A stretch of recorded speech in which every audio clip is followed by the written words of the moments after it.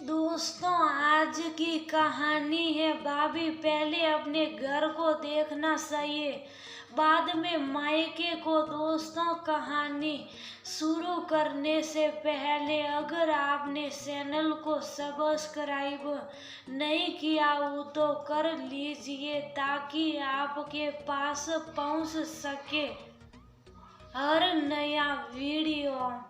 क्या बात है भाभी, आप कुछ दिनों से परेशान दिख रही हैं। मैं आ गई हूँ इसलिए। क्या? राशि ने अपनी भाभी निशिता से उसके उतरे चेहरे को देखकर पूछा। ये कैसी बात कर रही हैं दी? मैं क्यों आपके आने से दुखी होने लगी? आपके आने से तो इस घर में रौनक आ जाती है। देखिए माँ, रितेश और आपके दोनों भतीजे भतीजी बुआ के आते ही अपनी माँ तक को भूल जाते हैं और मुझ पर प्यार बस मेरे भांजे भांजी लुटाते हैं। निशिता ने कहा और चेहरे पर हल्की मुस्कान ले आई। राशि को लग रहा था कि जब से वो आई है निशिता पहले की तरह उसके आने से खुश नहीं दिख रही। रह कर वो फोन पर लगी रहती और बातें करते करते चेहरे पर परेशानी के भाव उभर आते। तभी निशिता के फोन की घंटी बजी। वो देखते ही परेशान हो अपने कमरे की ओर चल दी। राशि को भी पता नहीं क्या लगा, वह चुपचाप उसके कमरे की ओर कदम बढ़ा दिए। कमरे में निशिता यूं तो धीरे धीरे ही बात कर रही थी, पर कुछ बातें राशि के कानों तक भी पहुंच ही गए। वह ये सब सुनते अपनी माँ सुमिता जी के पास जा पहुंची, जहाँ सारों बच्चे सुमिता जी के साथ खेल रहे थे और सुमिता जी के चेहरे पर सबके साथ होने की खुशी दिख रही थी। बच्चों, तुम लोग थोड़ी देर हॉल में जाकर खेलो, मुझे माँ से बात करनी है। कहते ही राशि बच्चों के कमरे से जाते दरवाजा भिड़ा दी। माँ, भाभी के घर में कुछ परेशानी है क्या? वो बात करते हुए रो रही थी। मुझे पूरी बात तो समझ नहीं आई, पर वह बार बार किसी से कह रही थी, माँ की ही बेटी हूँ ना, पहले अपने घर को देखना चाहिए बाद में मायके को। वो ऐसा क्यों बोल रही थी? मुझे कुछ समझ नहीं आ रहा, तुम बताओ। तुम्हें तो पक्का सब पता होगा। राशि माँ से पूछी। हाँ पता है ना, उसकी माँ की तबीयत खराब थी। कुछ दिन पहले ही 2 दिन के लिए अस्पताल में भर्ती कराया गया था। अब वो घर आ गई है। निशिता माँ को देखने जाने को कह रही थी तो मैंने मना कर दिया कि ननद साल में एक बार आती है और तुम जाने की बात कर रही हो। सुमिता जी लापरवाही से बोली। माँ, तुम्हें समझ भी है तुमने क्या किया? वह भाभी की माँ है माँ, उनकी तबीयत खराब है, वो अस्पताल रह कर आई है और तुमने उन्हें जाने से मना कर दिया बस इस बात पर कि मैं आने वाली हूँ। ताजुब है माँ, मना करने वाली भी एक माँ ही है। नहीं नहीं, तुम तो सास हो ना, माँ थोड़ी ना हो।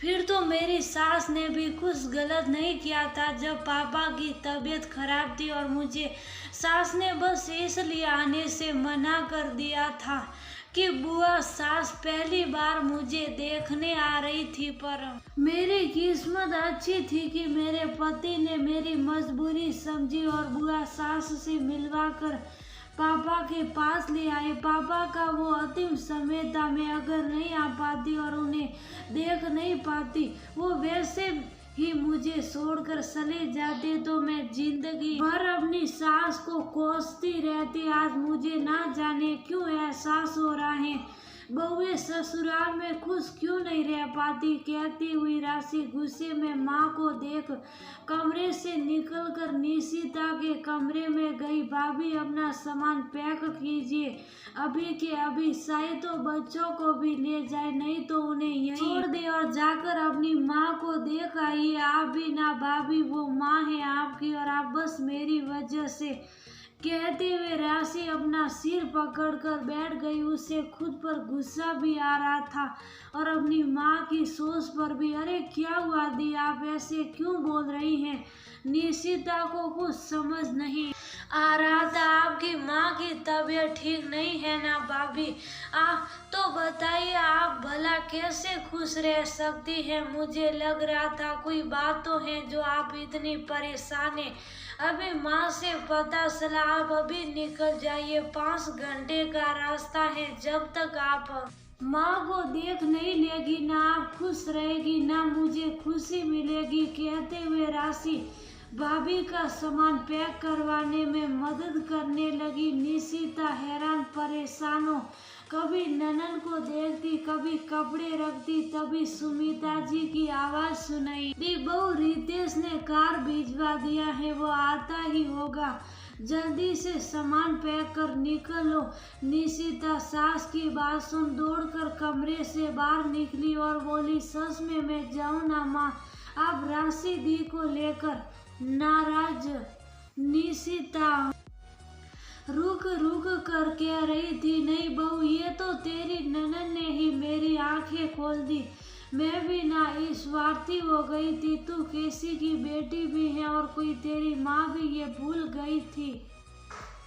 बस याद रहा तो राशि के लिए कि वो आ रही, तुम बच्चों को छोड़कर जाना, नहीं तो वहाँ ये शैतान तुम्हें परेशान करते रहेंगे। सुमिता जी ने निशिता के सिर पर प्यार से हाथ फेरते हुए कहा, हाँ माँ, अभी बस माँ को देख आऊं तो तसल्ली मिलेगी, नहीं तो फोन पर देखकर सुनकर उसके दर्द को बस महसूस कर रही थी। पास जाकर मिलने से, उसके स्पर्श से उसको महसूस कर खुशी मिलेगी। कहते हुए निशिता सामान ले बच्चों को हिदायत देते हुए दादी बुआ को तंग नहीं करना कहकर निकल गई। 2 दिन बाद जब वह लौट कर आई, उसके चेहरे पर पहले जैसी खुशी व्याप्त थी, जिसे देखकर राशि ने कहा, ये हुई ना बात, अब लग रही हो मेरी पहले वाली भाभी। पता है भाभी, ये छोटी ही खुशी थी जो आपको माँ को देखने भर से मिल गई, और जो आप नहीं चाहती कुछ अनहोनी हो जाती तो जिंदगी भर खुद को ना आप माफ कर पाती, ना मैं और ना हमारी माँ। इसलिए दुख हो या सुख, इन खुशियों को नजरअंदाज कभी नहीं करना चाहिए। राशि निशिता के गले लग बोली, हाँ दीदी, सही कह रही हैं आप, ज्यादा कुछ तो नहीं था, बस माँ बीमार है सुनकर ही मन व्याकुल हो उठता है। क्या करे, नाता ही कुछ ऐसा होता है। अपने मेरे चेहरे की खुशी के लिए जो किया वो सच में कोई और नहीं कर सकता था। निशिता भी ननन को गले से लगाते हुए बोली, दोस्तों, हम बेटियां ब्याह बाद एक घर की जिम्मेदारी निभाते हुए अपनी खुशी जो मायके जाकर मिलती है, उस घर के प्रति कर्तव्य निभाना चाहते हुए भी जब नहीं निभा पाते तो आसपास सब अच्छा होते हुए भी खुशी नहीं मिलती। इसलिए खुशियों की तलाश हम नहीं कर पा रहे हो तो कोई अपना भी मदद कर खुशी दे तो सच में दिल खुश हो जाए।